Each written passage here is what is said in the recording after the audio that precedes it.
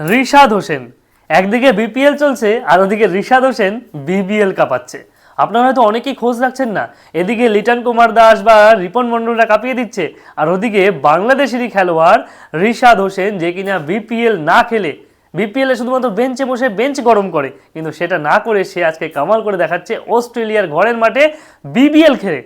আজকে ভাবুন যে রিশাদ আগের দিন 3 উইকেট পেয়েছে, আজকে আবার দুটি উইকেট, তার আগের ম্যাচে 2 উইকেট, তার আগের ম্যাচে 1 উইকেট, এবং প্রত্যেকটি ম্যাচে সে উইকেট তুলতেই আছে।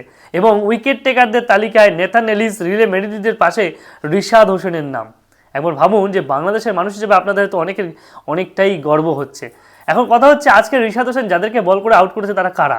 আজকে মোহাম্মদ রিজওয়ানকে, যারা কিনা মিডিল অর্ডারের স্তম্ভ, মোহাম্মদ রিজওয়ান এবং জ্যাক ফ্রেজার ম্যাকগ্রুক, এদেরকে কিন্তু আউট করে দিয়েছে। এবং সাথে রিলে মেরিডিথ, সে উইকেট নিয়েছে, ম্যাক্সওয়েন সে উইকেট নিয়েছে, এবং নেথান এলিস যে কিনা ক্যাপ্টেন, সেও 3টি উইকেট কিন্তু তুলে নিয়েছে। যাই হোক, উইল সাউদারল্যান্ড থেকে শুরু করে আর অন্যান্যরাও কিন্তু বোলিং করেছে, কিন্তু সেই মাঠে কাঁপাচ্ছে কে? লেগ স্পিনার, বাংলাদেশের লেগ স্পিনার, আমাদের এশিয়ার লেগ স্পিনার রিশাদ হোসেন।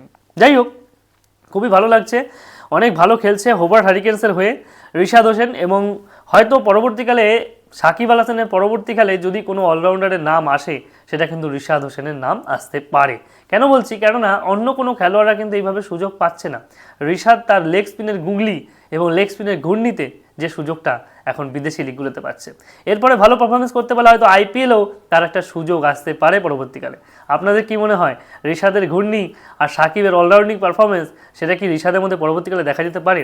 কেননা রিশাদ এখনও পর্যন্ত ব্যাটিংয়ে কিন্তু আসতে পারেনি, কেননা তার ব্যাটিং অর্ডারটা অনেক পেছনে।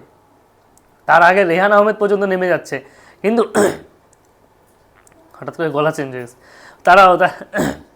তার আগে রেহান আহমেদ কিন্তু নেমে যাচ্ছে, কিন্তু রিশাদ হোসেন কিন্তু এখনও ব্যাটিংয়ের সুযোগ পায়নি। তাহলে ভাবুন, যদি রিশাদ ব্যাটিংয়ের সুযোগ পায় তাহলে সে কি কামাল করতে পারে।